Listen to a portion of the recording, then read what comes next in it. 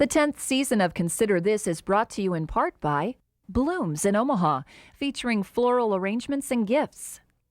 And by From the Top, a national program showcasing the musical talents of young people. From the Top can be heard on KVNO Classical 90.7 each Saturday at 6 p.m.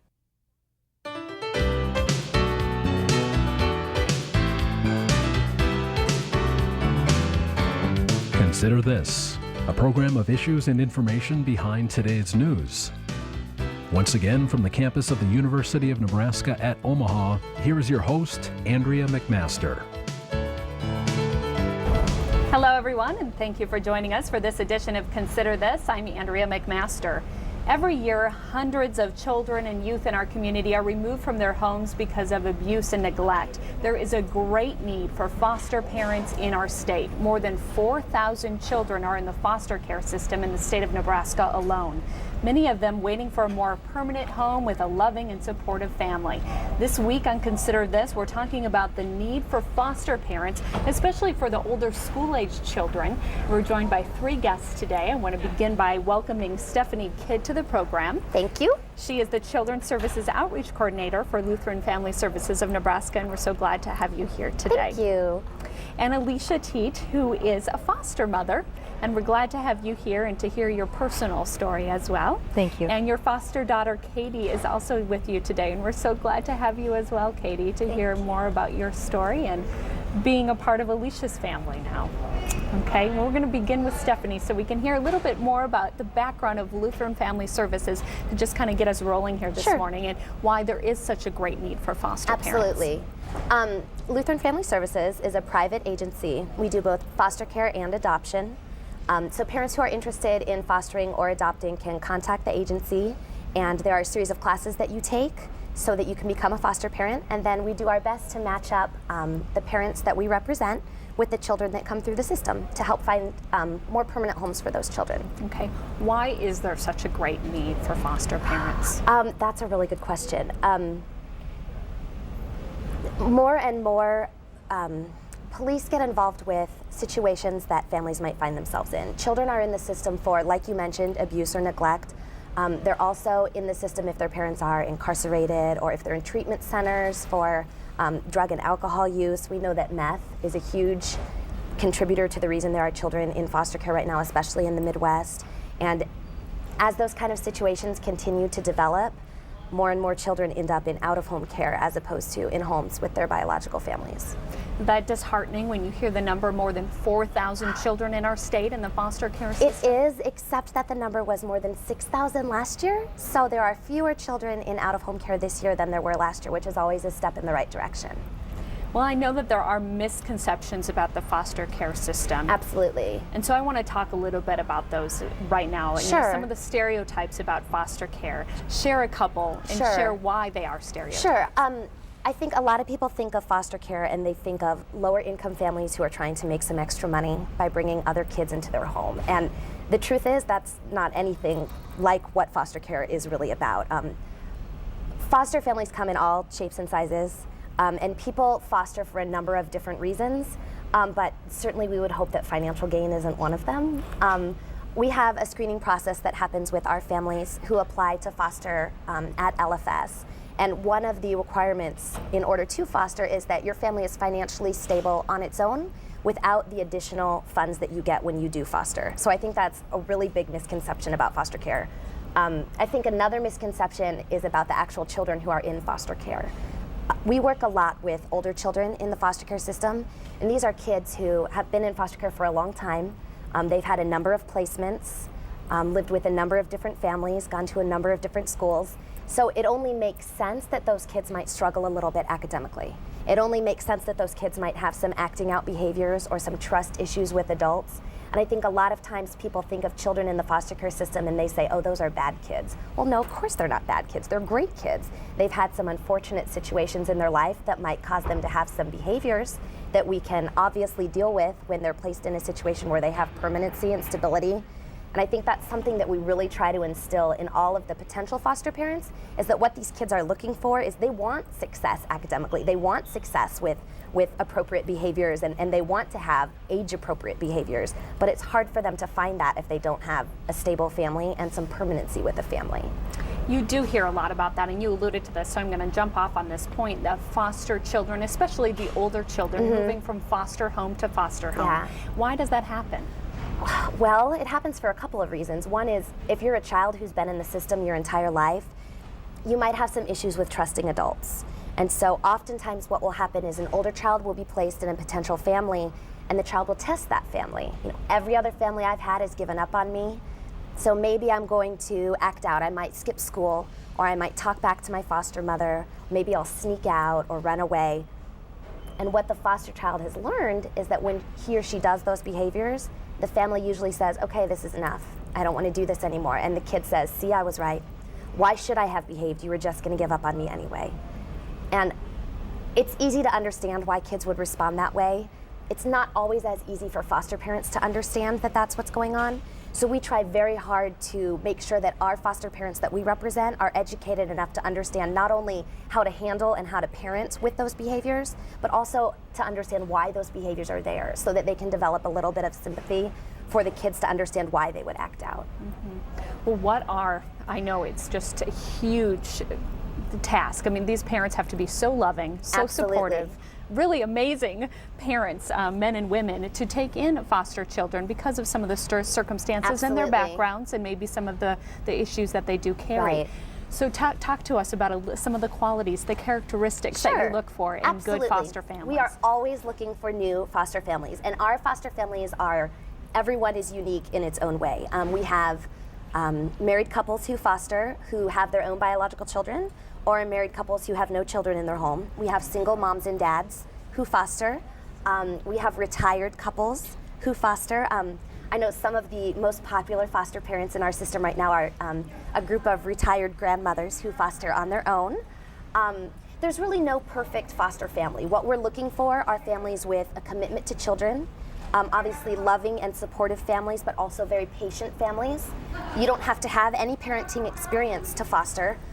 Certainly we like to have foster parents who have interacted with children, but we provide training for all of our foster parents. So even if you haven't had any experience parenting children, you can still become a foster parent because we'll teach you. And that's something that's great about the foster care system, is that it does provide training for all of the parents that decide to become foster parents. Okay, share a little bit. What does that training look like? Sure. The training is called Pride, and it's a 27-hour class that you take in 9 3-hour sessions, and we offer it through our agency a couple different ways. Usually you meet twice a week. We do either Monday and Thursday night or Tuesday and Thursday night from 6 to 9.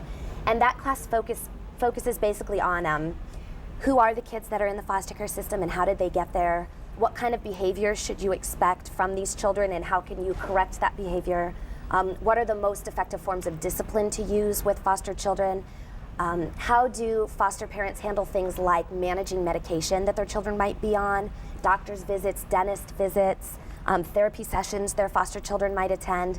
It also deals with how the foster children interact with their biological families. Many of the children in the foster care system have biological siblings or biological moms, dads, grandparents that they are interested in visiting with. So one of the challenges in being a foster parent is being able to facilitate those visits, and then dealing with whatever the repercussions might be of the visit. So that's another aspect of the class. And really, being a foster parent through an agency, one of the most important things that a parent can learn in the Pride class is how much support is there through the agency if the parent has any questions or any problems. Throughout the process, Absolutely. not just the training. Right, the entire time that our parents foster through LFS, each parent is assigned a foster care specialist, and our specialists, we have 3 at LFS. They each have fewer than 10 families on their caseload. So they are in and out of those homes at least twice a month. They're available on an emergency cell phone 24 hours a day. They can answer questions about discipline, about an issue with school, about an issue with my foster child getting along with my biological children. They're always available to support those families. And I think that's really important. our families know that LFS is a pretty supportive agency. We're easy to get a hold of. We always return phone calls, and we do what we can to be there to be for the family. Which I can imagine is just huge. And that's probably one difference from a private agency, maybe than if it was through the state foster care system. Right. I don't know much background there. Sure. So I'm You can foster a couple different ways in the state of Nebraska. You can foster through a private agency like Lutheran. You can also foster through the state, through Health and Human Services.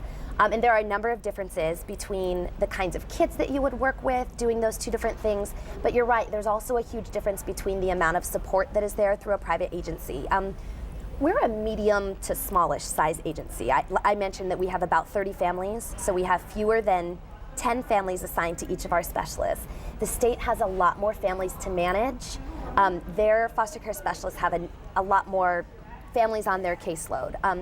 So I know that our specialists are wonderful about getting back to the families if they have any questions about checking up on certain behaviors, about academics. They're good about getting into the home to visit with the families and with the children.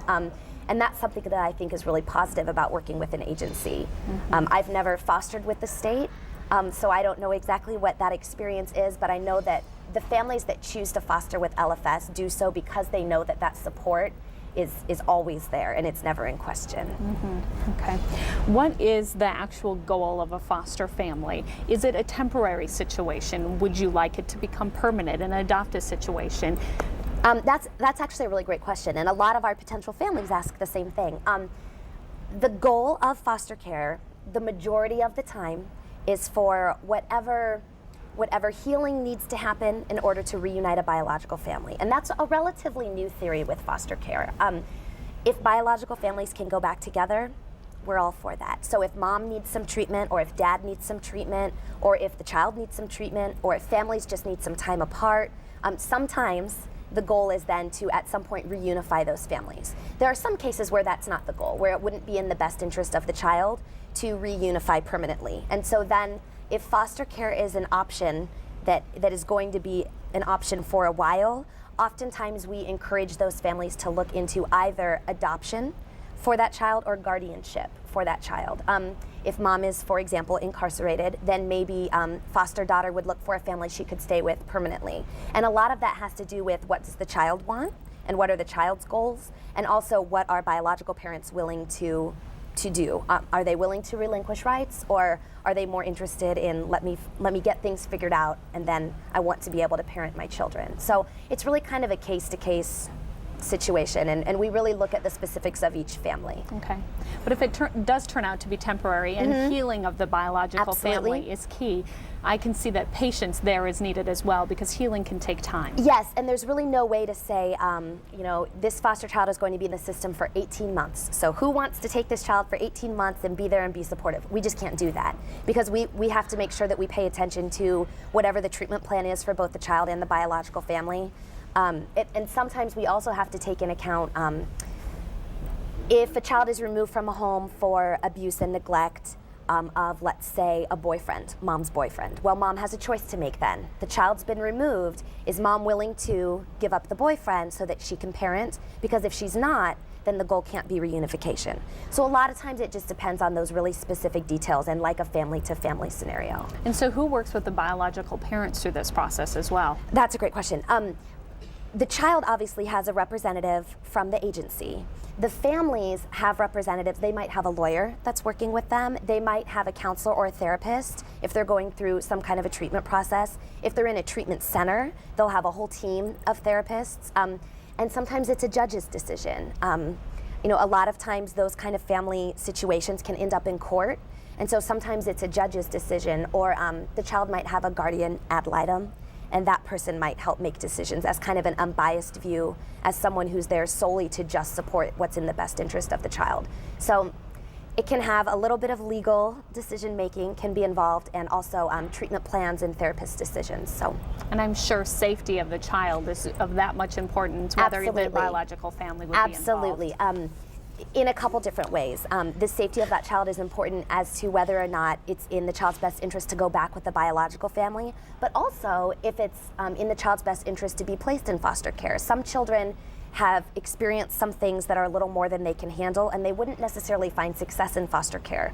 So those children might go stay at a treatment center at a place like Boys Town for a while until some of those issues are worked through, and then maybe they're ready for foster care and they could find success in a home. One of the things that we're really careful about at LFS is to make sure we don't want to place any family in a situation that could be not safe, and we don't want to place any child in a situation that could be not safe.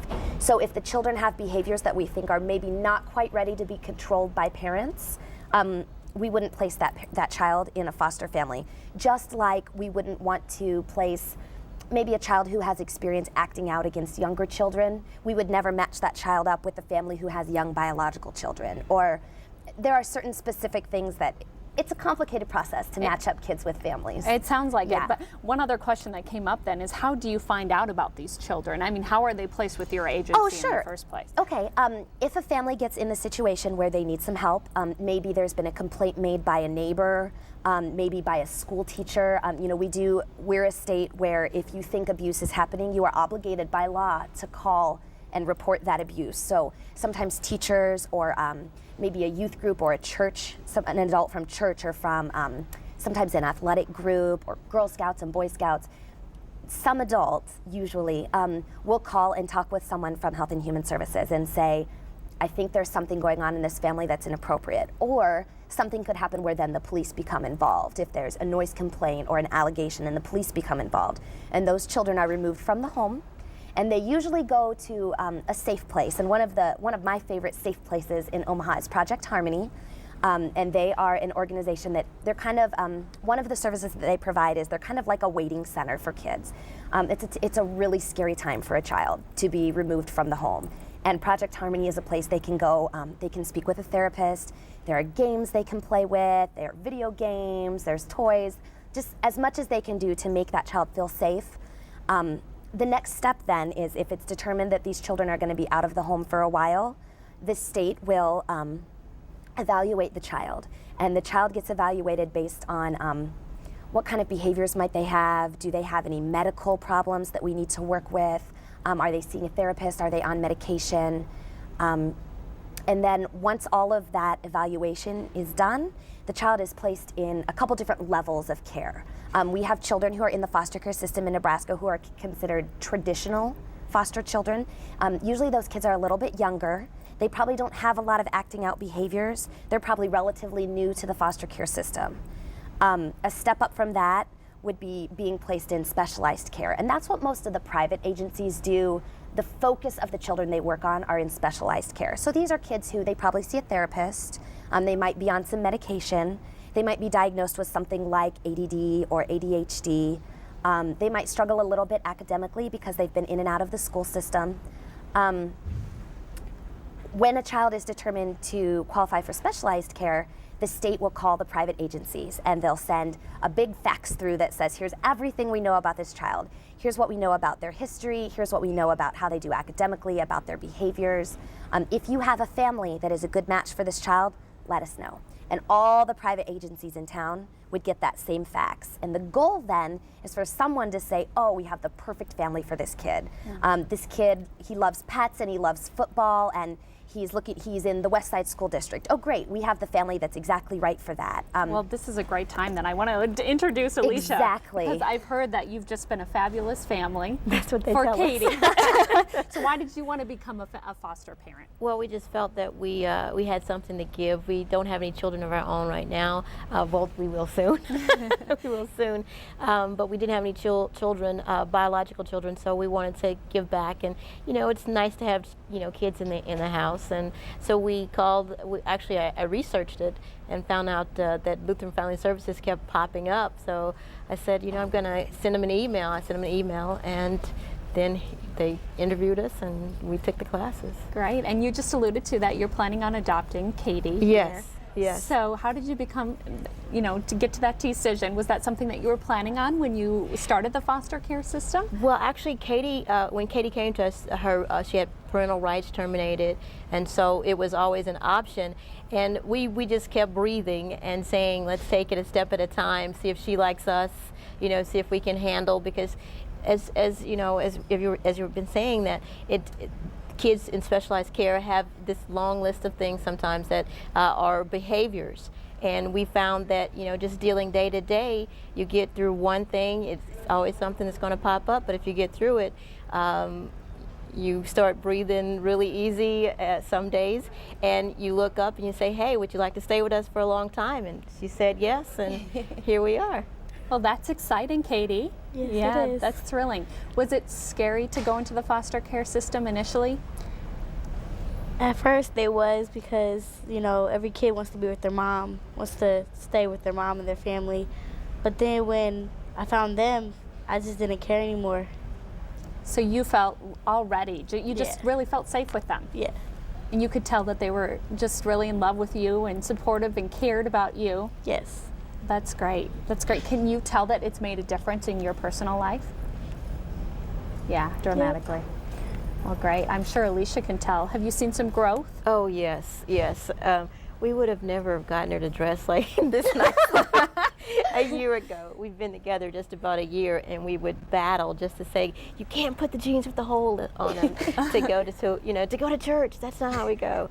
And now she picked this outfit out, and her teachers, you know, every 7th grader has things that they do in class, but she's really improved, and we're really proud of her. That's so exciting. So what does your biological mom think of the adoption? She thinks it's good because she knows that she won't be able to take care of me because she's incarcerated and there's no way she'll be able to get out. I'll be 21 when she gets out of prison, so. Okay. So she wanted you to have a Yes. family like Yes, she this, did. and I'm sure she's thrilled when she's. We actually visited her this past weekend, and she really was. She was Yep. really supportive. Great. Well, what do you think of your mixed race family? I think it's fine. It doesn't matter what the race is. It matters how they take care of you and how you feel being with them and how they treat you and what you feel like. So it doesn't really matter. Okay.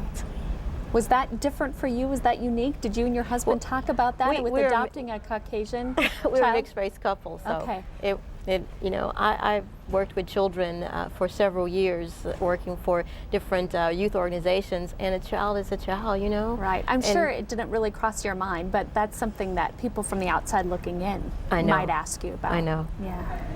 So tell me about some of the challenges, not going into specifics, but I want people to really hear reality from a foster mother about, so how would you recommend foster care to someone and some of the challenges you go through? How do you have that patience? How do you deal with it day by day through some of those issues? And like I said, it's all about breathing and setting down rules. That's and consequences to behaviors.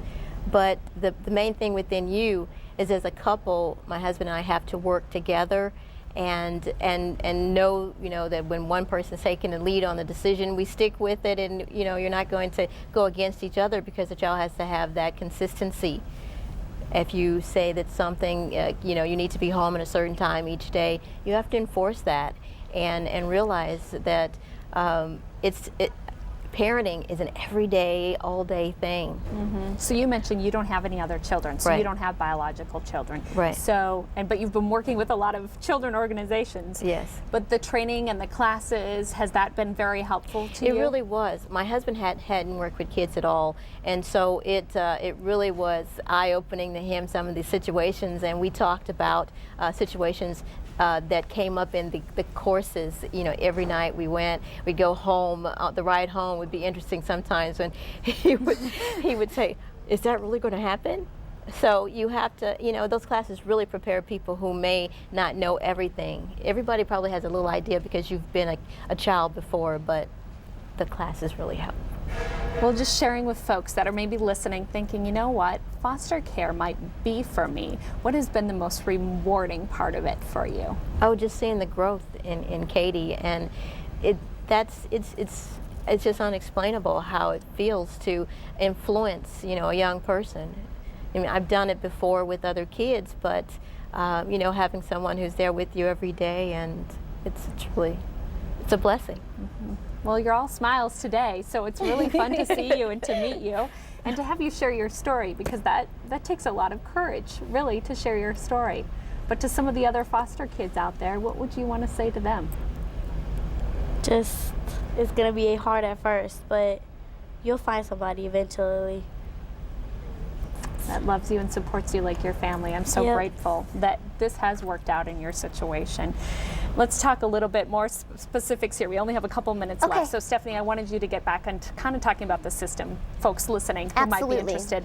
So how do foster parents get reimbursed? Oh, you sure. You mentioned that, and I don't want to Absolutely. concentrate on the financial part of it because I know that's why a majority Right. of people don't get into Right. foster care, but they are reimbursed. They are reimbursed for their time and energy. We reimburse our families at a rate of $30 a day per child, so it's just under $1,000 a month. Okay.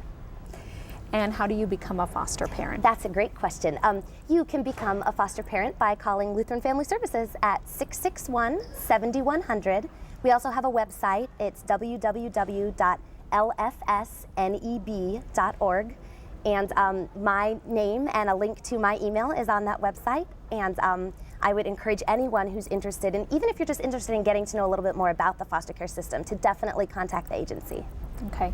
And then there's a screening process for that Yes. foster family to Sure. go through. So they should be prepared for something Yes, like that. definitely. And what does that screening process look like? There's kind of a lengthy application to fill out, and then the foster care supervisor, Matt Priest, and myself go out to the home and interview the family to kind of check out the house, what's the room you're interested in using. If we think they're a good fit for us and they think they're a good fit for us, then they're invited to take the Pride class. And once the Pride class is completed, we do a home study and a licensing of their home, and then they're ready. Okay. And you just work with families in Omaha area? We work with families in a 30-mile radius around Omaha. So we have families in Plattsmouth, in Blair, in Bellevue, in Ralston. Okay. I'm going to give those numbers one more time just in case folks Perfect. missed this. So for more information, you can call the Lutheran Family Services, and that number again is 402-661-7100, or the Lutheran Family Services website, which is www.lfsneb.org. One last question for you here, Alicia. So how long has Katie been with you? She's been with us almost a year. It'll be a year April 6th, and on April 9th we actually have our adoption proceedings. So wow, so just I know. a year process and, Yes. and a change in a year, a Yes. lot of changes in a year. Yes. So for you and your family, and I'm so glad that now you're going to be a family of three. So say thank you so much for sharing your story today. And thank you, Stephanie, You for bet. educating us about the foster care system today. Absolutely.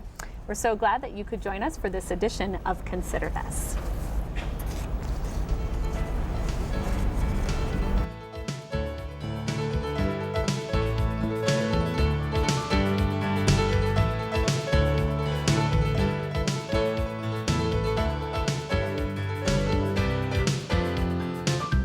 Consider This is an issues and information program produced by UNO Television. More information and program archives can be found at unotv.unomaha.edu. If you'd like to share your comments about this show, call UNO TV at 402-554-2516 during regular business hours. The 10th season of Consider This is brought to you in part by Blooms in Omaha, featuring floral arrangements and gifts. And by From the Top, a national program showcasing the musical talents of young people. From the Top can be heard on KVNO Classical 90.7 each Saturday at 6 p.m.